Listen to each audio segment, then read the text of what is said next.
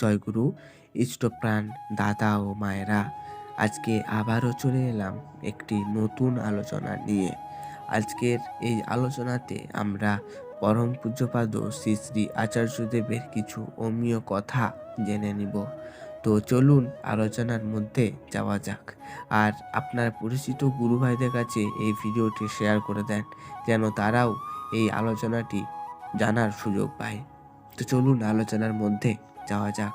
পরম পূজ্যপাদ শ্রী শ্রী আচার্যদেব বলছেন, তুমি যা ভাববে সেরকমটাই হবে। ভজা মানে প্র্যাকটিস করা।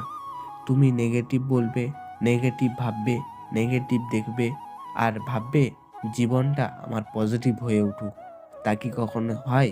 হয় না।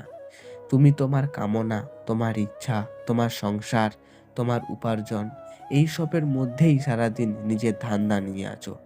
কিন্তু একটু ঠাকুর নিয়ে চলার অভ্যাস কি কখনো করে দেখেছো? দেখনি। কতবার দিনের মধ্যে ঠাকুর তুমি আমার মনের মধ্যে রয়েছো এই কথা ভেবেছো? ভাবনি।